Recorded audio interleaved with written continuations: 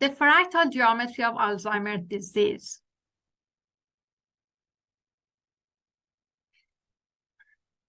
Let's learn more about fractals. A fractal is a never-ending pattern. Fractals are infinitely complex patterns that are self-similar across different scales. They are created by repeating a simple process over and over in an ongoing loop. The term fractal was discovered by Mandelbrot in 1970s. Fractal geometry can be used to describe irregular and fragmented patterns in nature.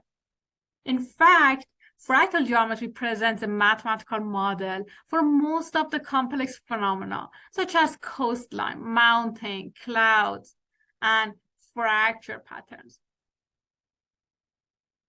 We may think that fractals are only a result of mathematical calculations, but the most interesting point is that many things in nature have fractal properties. The first fractal was discovered by a French mathematician named Gaston Julia, who discovered them decades before advent of computer graphics.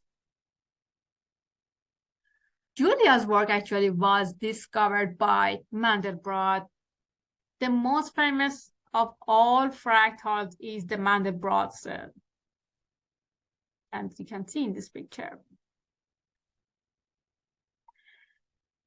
And what are fractals in dynamical system? A fractal is a mathematical object that is both self-similar and chaotic.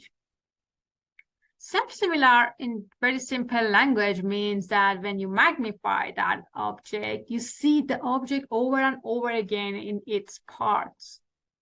And what does chaotic in a simple word mean? Fractals are infinitely complex. Amazingly, these beautiful objects of breathtaking complexity are generated by just relatively simple mathematical process. Here we can see different examples of self-similarity in nature. But let's define it. Self-similarity is the unifying concept for the theories of fractals and chaos. A phenomenon that is self-similar looks the same or behaves the same when viewed at different degrees of magnification or different scales on a dimension. The dimension can be a space or time. What does the statistical self-similarity mean? Like coastline, crack in wall. And what does exact or geometric self-similarity mean? Like fern, spiral, binary tree. And fractals in nature don't exhibit self-similarity over all time scales. Self-similarity eventually breaks down. Here we can see a part of the figure when we zoom it more is similar to the original figure when it's not zoomed. It's the properties, the main property of fractals, self-similarity. Let's learn more about fractal analysis. We use fractal dimension to analyze fractal objects, and fractal dimension specifies the complexity of a fractal object by measuring the changes of covering relative to the scaling factor. It also characterizes the space-filling capacity of a fractal object with respect to its scaling properties in the space. In practice, the relationship between scaling and covering is very hard to be determined. Generally, the variation of the number of covering n with respect to a scaling factor epsilon is expressed as this form.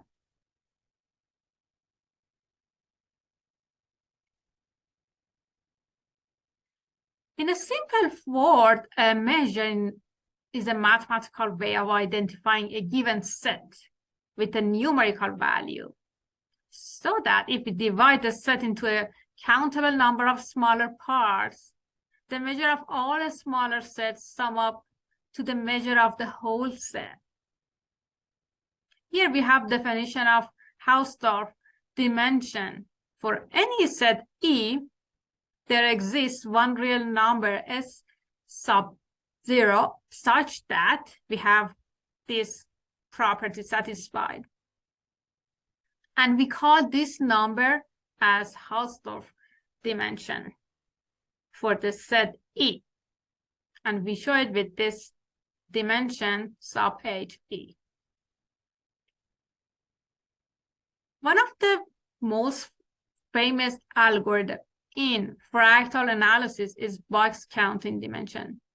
You assume you have A as a bounded set, and you assume N of A and epsilon be the minimum number of epsilon radius balls that are needed to cover A. If this limit exists, then this limit is gonna give us exactly the box counting dimension of a set A. And this algorithm is very simple. As you can see in this figure, we are changing the scale until we find the fractal dimension. To calculate this dimension for a fractal object A, imagine this fractal lying on an evenly spaced grid. And then we count how many boxes are required to cover the set. The box counting dimension is calculating by seeing how this number changes as we make the grid finer by applying a box counting algorithm.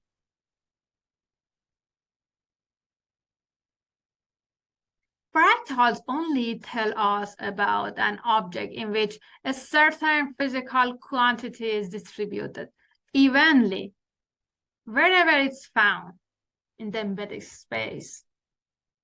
There are situations in which physical quantities are unevenly distributed over the space. That is, the distribution may not be homogeneous, and instead it's heterogeneous in the sense that the density of the center over the occupied regions only are different. We therefore have to invoke the idea of multifractality, which tells us about the uneven or heterogeneous distribution of the content on a geometric support. What is multifractal analysis? The result is a multifractal spectrum, which effectively shows the distribution of scaling exponents for an object.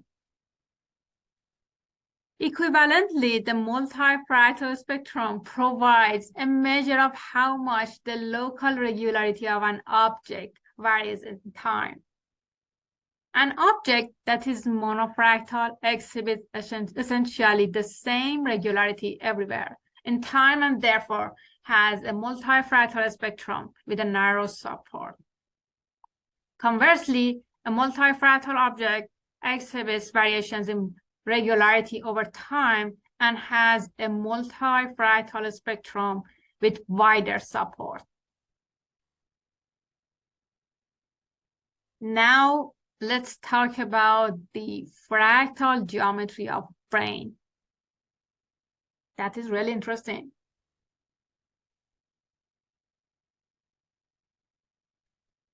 So let's talk about Alzheimer's disease.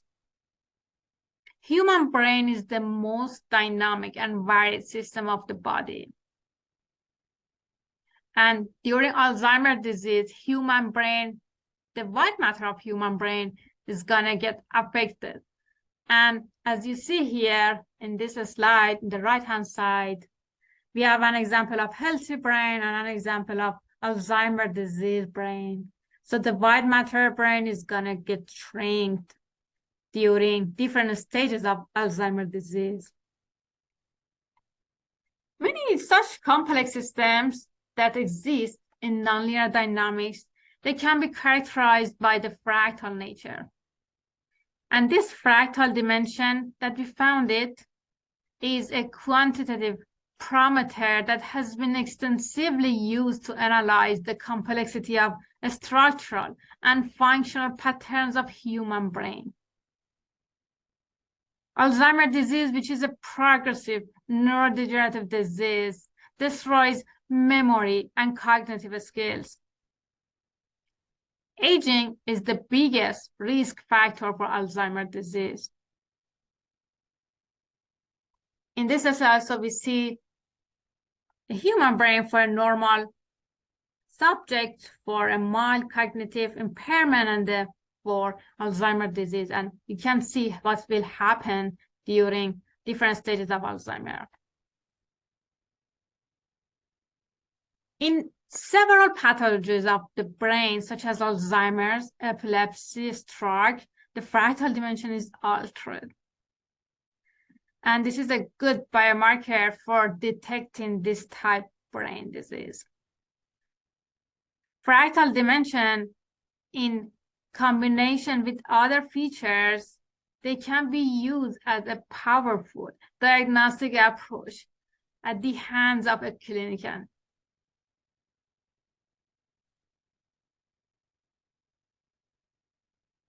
Here we want to look at two different data we had for 2011 and 2015. This person suffers from Alzheimer's. And we have these T1 images from 2011 and 2015 of the same patient. And we want to use the fractal geometry to find out what will happen to the complexity of the brain for this patient in 2 different years. So the fractal dimension is going to give us the important information about the altered white matter brain of this patient. So we have performed the fractal analysis using the algorithm that we explained before, the box counting algorithm. And we found the fractal dimension for this patient for 2 different years, 2015 and 2011. In the left-hand side, we are presenting this fractal dimension in light form. And the right-hand side is not in light form presentation. As we can see, the most important result from this figure is in 2015, the fractal dimension is less than the fractal dimension in 2011. This important finding shows that during different stages of Alzheimer's disease, we have a decrease in fractal dimension. We are expecting to decrease more and more if we had more data to discover. But this analysis successfully showed that the complexity of the brain of the Alzheimer's disease person is going to decrease during different stages of Alzheimer's.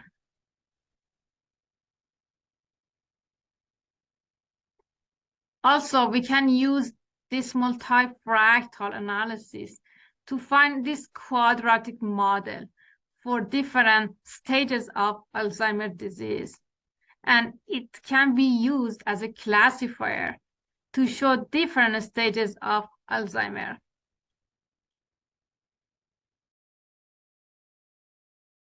How about other type of disease, which actually we have many different type of neurodegenerative disease that they happen when nerve cells in the brain they lose functionality over time and they die, unfortunately. So although like treatments, I don't know, some treatments are available for this type of disease, they are going to help maybe to decrease the progress of this disease. But finally, we see that many of these like patients with neurodegenerative disease are going to die, unfortunately. So we need really to find a treatment. People are working, researchers around the world are working on this problem.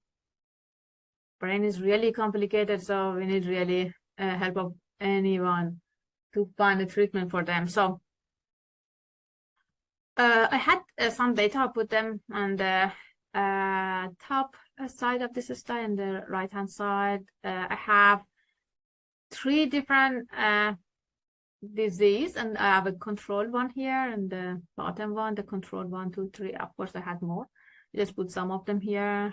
And so we are dealing with people with like ALS. They call it like asyntrophic lateral, like data like that we have for certain different patients. We had Parkinson data, 15 number of patients, and we had Hodgkinson. Yes, of course, these are still few. As I said, we need really more databases to really confirm, to have some established result and for proving our claim about the multifractality of gait dynamics. So for neurodegenerative disease, also I talked about them in the previous slide. They influence this type disease, influence the gait behavior or ability to move. For this, we know that what is happening to this type disease for a person with this disease. So to explore the etiology of neurodegenerative disease, it is really important. It's useful actually to characterize the gait dynamics. That's why we are looking for that. So you're going to classify gait dynamics using the our tool, fractal geometry. And the purpose is classifying different neurodegenerative disease using fractal geometry. And we didn't apply any machine learning technique or any other classifiers. We just use a simple fractal geometry, which actually can be used by anyone. It doesn't need to be a mathematician. So this fractal geometry helped us, as you see in the now bottom side of this slide. Many more results, so just put some of them. For the same data here, I did the same analysis, multifractal. Actually, I found the fractal dimension for H1 as well.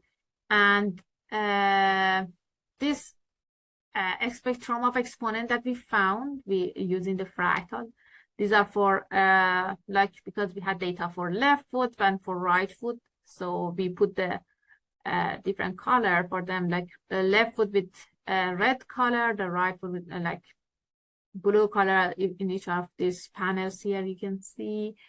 And actually we can compare, for example, left foot and right foot. This is very interesting. They have really different behavior gait, like gating behavior. And but for us, we want to just see multifractality in the structure of the data. And as we see, some of them, they have very wide range of exponents. And these are mostly we have seen in this disease, which is Parkinson, has a very wide. And we have, like, in the control one also, for some of the data, we have really, for example, left foot, we have many different data here. And as you can see also, we have a change in the shape of spectrum. These are all telling us different facts about the data. So it's a very simple analysis, very really a useful tool, very fast. And of course, if someone does, for example, fractal analysis, so it's going to see really fractal analysis, so it's going to give us some information which is going to be useful to classify the data. So as a just conclusion, to wrap up everything, we talk about many properties of fractal. We started from like power law, self-similarity. There are different other analysis people maybe they use, like power spectral density, to talk about the self-similarity of the data. We have actually applied on our databases using PSD, because these are really irregular objects, I should call them, this biomedical data that we had. We have applied actually on ECG signals, EEG signals, and these are nonlinear techniques that can be applied, because really this linear techniques or traditional signal processing is not going to help us to talk about the structure of the data. So we have done this multifractal analysis, which we recognized actually wide range of exponent for some of the gait dynamics. we need more data. We cannot claim anything, but we can say something. Some of the data we had very narrow range of scaling exponent, but some of them they had wider. And according to our fractal dimension analysis also, which was fractal dimension, we could classify the data and talk about the complexity of the data. And according to our analysis, the gate dynamics are fractal and also multifractal. But still, we need more data for our analysis.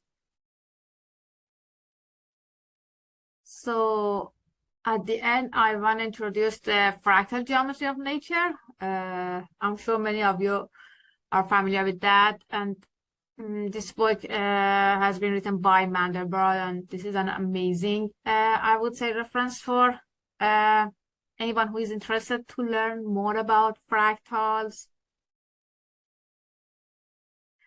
And I really acknowledge the organizer for this amazing conference. And also I'm gonna appreciate this amazing opportunity. And really it's an honor for me to be selected for this International Research Award on infectious disease. And also thank you so much for your attention.